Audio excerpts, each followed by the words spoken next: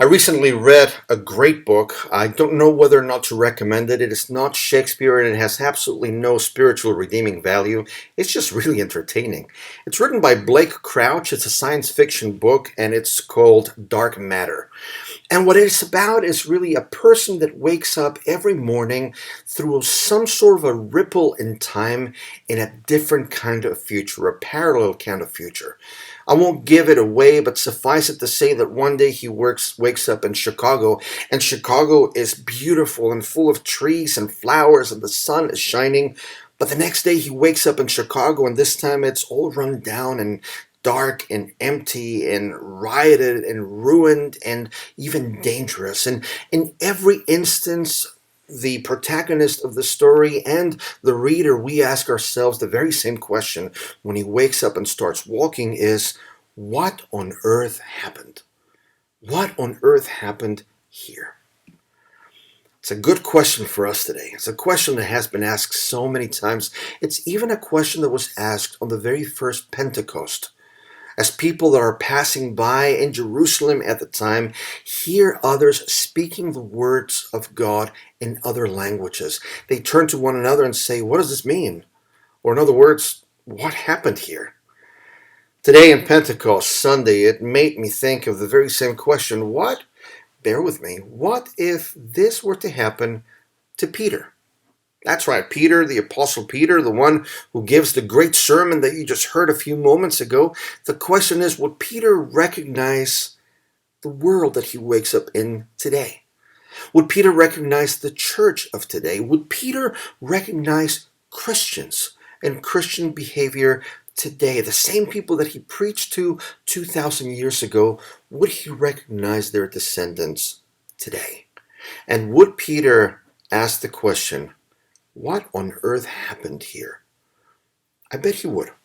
So it got me thinking, what if Peter were to live in this Blake Crouch kind of novel, goes to bed on the night of Pentecost exhausted, as he remembers right there in bed the movement of the Spirit and the tongues of fire and the sound of wind and the thousands converted and baptized that very day, the sermon that he gave, the church of the last 24 hours, which is so different right now. What if he goes to bed that night and wakes up 8 hours later in the year 2020? Would he recognize what God started that very day 2,000 years ago? I played around with that in my mind for a while, and I imagined myself being Peter's guide in 2020. What if he were to wake up and we find Peter, he's walking the streets of Rome?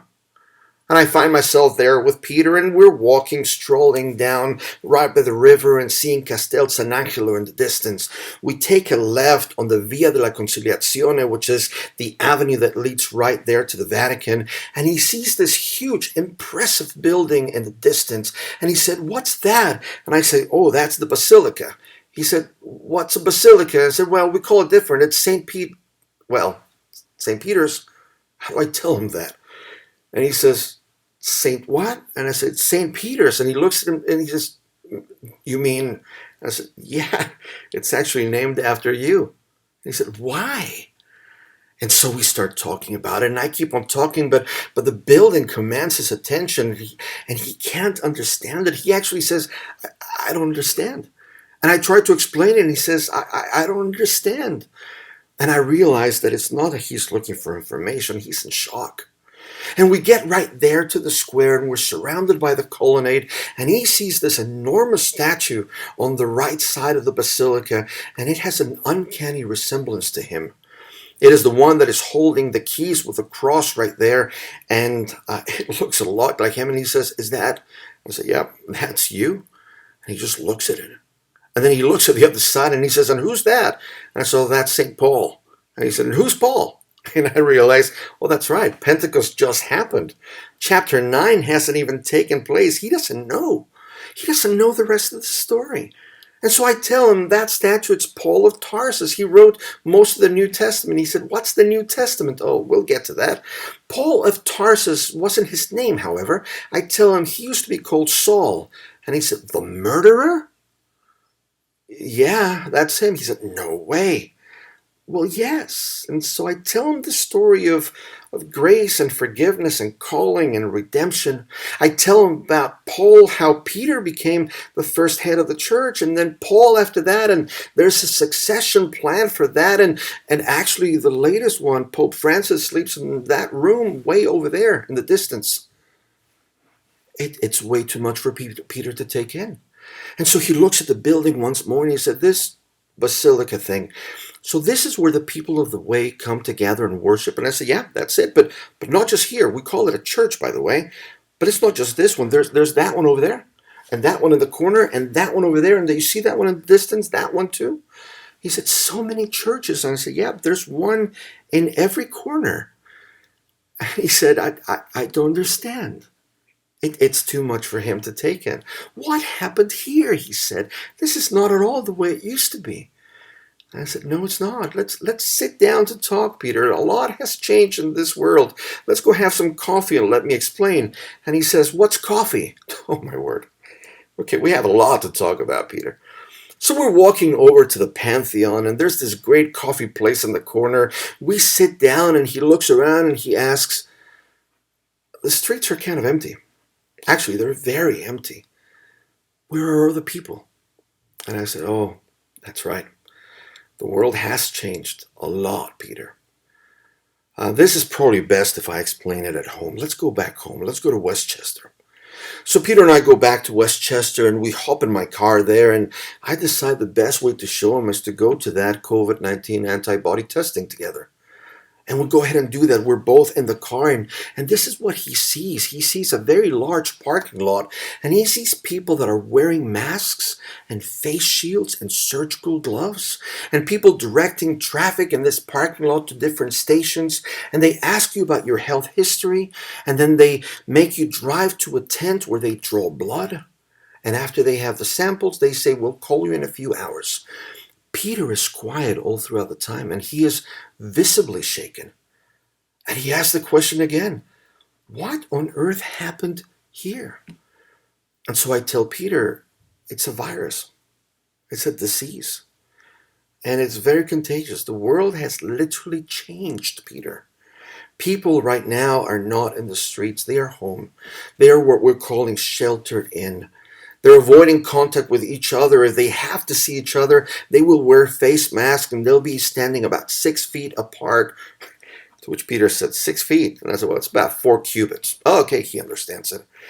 And I said, so people are being very careful. Some understand it, some not so much. Some people have it, others don't. And so Peter says, people avoid each other in case they do. And I said, that's exactly it. He said, is that like leprosy?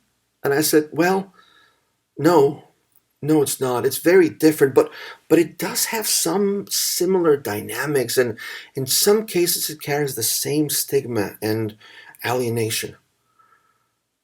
Peter's very quiet for a few moments, and then he says, how bad is it? And I said, oh, it's bad. It's really bad. I said, so far, Peter, over 100,000 people have died. And he says, what? Again, I don't understand. 100,000? And I said, yeah, Peter, do you remember the miraculous feeding? The one with the fish and the loaves? Well, that was 5,000. This is 20 times that. He said, 20 times? Over how many years? And I said, oh no, 3 months. 3 months? You're kidding me. And I said, no, Peter, it's the truth. This is what it is. And so he said, is that how many people have gotten sick? I said, no, that's how many people have died. And he says, you mean to tell me that 100,000 people have died in 3 months? I said, yeah, all over the earth because of this virus? And no. You see, Peter's words and Peter's question reminds me of how local we often think. It reminds me that often we think about our immediate vicinity, maybe even our own immediate homes, and that's not bad, but we tend to lose focus of the fact that we're part of a global community, a beautifully diverse global community. And so I said, no, Peter, that's in this country alone. Around the world, the dead are totaling 360,000. And cases, people who are sick or have proven to be sick, 5.8 million and counting. Peter is quiet, very quiet for a few minutes. We keep on driving, and then I hear him starting to whisper to himself. When I finally turn, I hear him and see him mouth the words, "I waited patiently for the Lord. He inclined to me and heard my cry. How long, Lord? How long? Do not withhold your mercy from me. Let your steadfast love, your faithfulness keep me safe forever. Evils have encompassed me without number. My iniquities have overtaken me until I cannot see. They are more than the heads of my head, and my heart fails me. I waited patiently for the Lord." He's praying. Peter knows his Old Testament very well. He is praying, and he's praying Psalm 40. It's a good reminder, isn't it? We tend to forget. We live these lives of isolation where, yeah, things are bad, but we are not reminded of how bad they are every single day unless we turn on the TV. Well, we keep on driving. And as we drive, Peter sees a group of people walking together, about 6 or 7 of them, and they have no masks. And he looks at them and he says to me, that's not 6 feet. I said, no, it's not. And they're not wearing masks. No, they're not. He said, does that mean they're healthy? And I said, no, not necessarily. I mean, did you know, Peter, that you can have it and not know it? What? He says. You can have it and not know it. You can have it and be contagious and not have any symptoms and just not know it. Peter scandalized. He said, so why aren't they being more careful? I don't know. I don't have a good answer to that. And then he looks at me, he panics, and he said, you're not wearing a mask. And I said, no. And we've been in the car for a while. I said, yeah, but don't worry, it's a made-up story. He says, okay, all right. And we keep going. Peter sees another group of people close to each other, a large group, not wearing any masks. And so Peter just closes his eyes and he says, that's not right, is it? And I said, no, Peter, it's not. And then he said something that shocked me. He said, what happened to love your neighbor as yourself? I know, I said. You're right. What happened about loving your neighbor as yourself? Loving your neighbor comes first in that sentence. We stop by a corner store and it's closed, but there's a few TVs on the window and they are playing some of the images of our news these days. Large crowds on the beach, tanning and playing games without care in the world. No social distance at very crowded pool parties. And Peter says to me, wow, it must be easy to see these days who's loving self more than neighbor. He's not wrong. There's some truth to what Peter's saying. He's got a real point. It must be easy to see these days who's loving self more than neighbor. I've heard once that the measure of one's faith is not found in our piety. It's found in the way that we care for the other. Peter's right. He has a point. I hear a lot more talk today about our liberties, a lot more than speaking about those who are most vulnerable. We keep on driving and he sees that most businesses are closed. And he said, what about these churches that you talked about? Are they closed? And I said, well, most are. Some are not. Some are not happy, actually, and they're trying to meet any which way, but most of them are closed. And he looks at me and he says, your church, are you guys closed? And I said, yes, of course we are. We are open to the leading of the Spirit. We are open to each other. We can play with words, but the building is closed. I said, we're actually meeting online these days. And he said, what line? I went, no, online as the internet. I'll explain that one later, Peter. For now, let's just say that we are closed. And he said, but why? And I said, well, love your neighbor. And he gets it.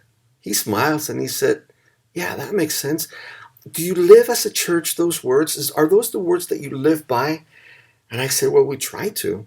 Actually, the words that we live by, our tagline is, you know it well. I said, it's above all love. Peter says, hey, I wrote that. I said, I know. How'd you find it?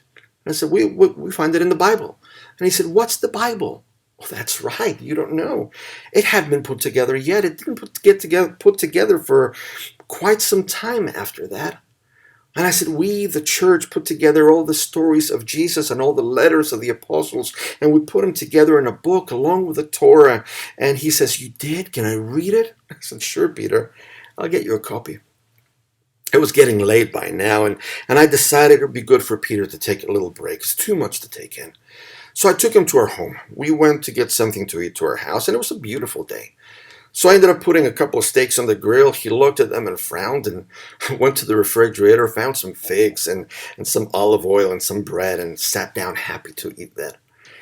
But as we're preparing the food, he noticed the TV was on. And he noticed on the TV in the background all of the images that you and I are seeing these days. Images that are absolutely heartbreaking, that gets to the very core of what it means to be a human being, and for us as a church, a child of God. He sees images of the riots in Minneapolis and St. Paul, about the protests in New York City and Dallas and LA and Houston and Portland and Atlanta and DC. And then Peter sees the footage of the death of George Floyd on TV. And then he sees footage of Amy Cooper in Central Park in New York City. And then he hears the words of awful, awful racial divide and words that read of terrifying discrimination to sisters and brothers. And he very seriously turns to me and said, what on earth happened here? I know, I said.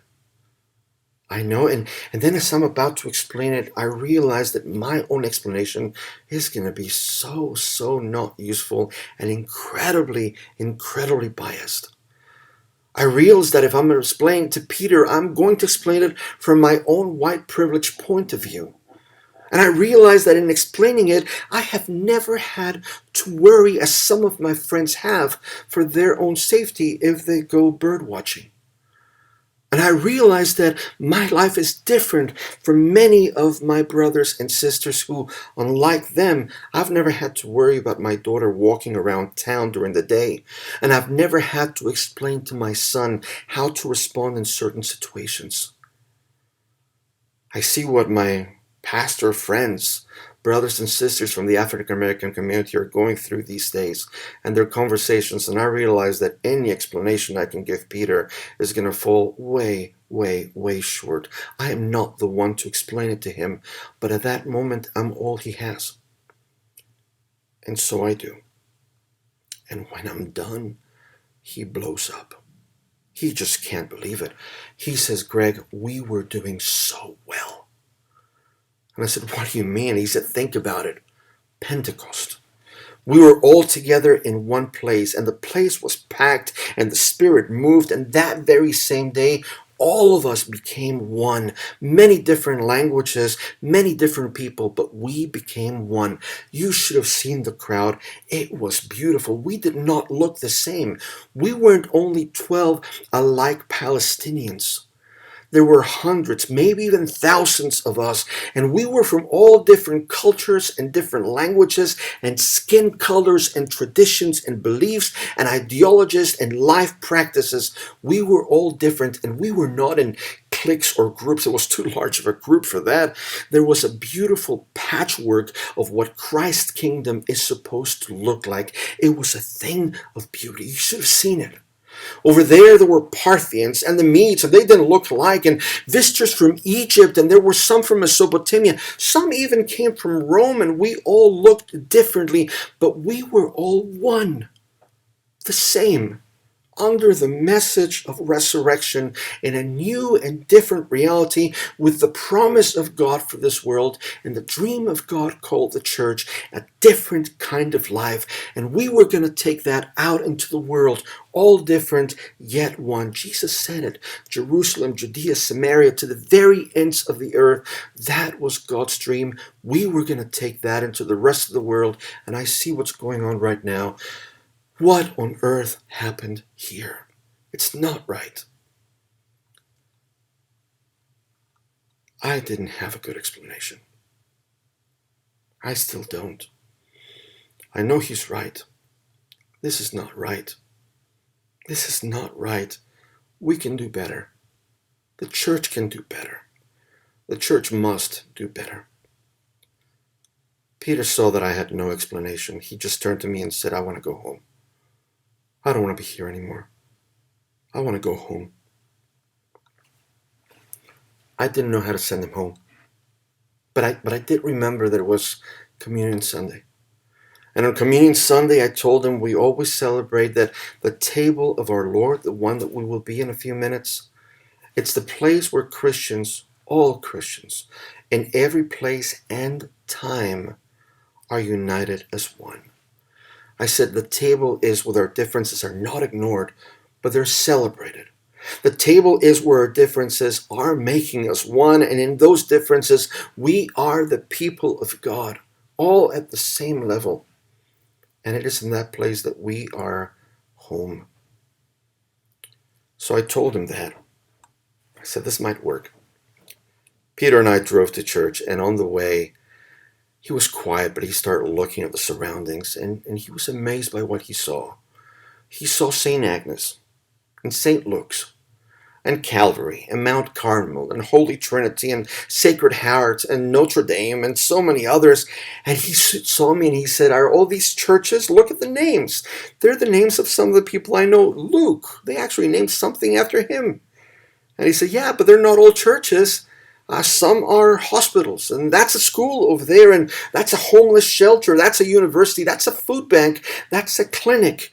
He says, the names, they're all religious. Did the church do this? And I started to think, and I said, yes, the church did this. Over 2,000 years, Peter, we don't get it right all the time. We actually don't get a lot of it right.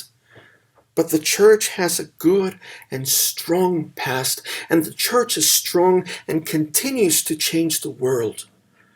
I told Peter about Mother Teresa and Dr. King. I told Peter about the church's ministry to those experiencing homelessness. He said, repeating the words of Jesus, I will build my church, and the gates of hell will not prevail against it. I told him about your hunger to do better. I told him about your ministry to the poor and the sick and the lonely and the hungry. I told him about each of you. I told him about your prayers and your worship of God and your extravagant generosity and your heartache over this world. I told him about your hunger to do good and do better in the lives of others. I told him about your constant humbling effort to point people to Christ in the middle of this broken, dark, and divided world. I told him about all this, and then we got to First Press, and he looked up and he saw the cupola. And above the cupola, he saw the cross. And he smiled, and he nodded, and he understood. And we opened the doors of the church and went in. The end. Now, I know that you're probably saying, hold on a second, you can't finish it like that. What happened to the story? How did it end? You can't end it like that. How does the story end? To which I say, well, that's up to you, isn't it? After all, it's Pentecost. This is the birthday of the church. It's the day when the Spirit moved among the church that was behind closed doors and ended up changing the world. How the story ends is very much up to you. Thanks be to God. Amen.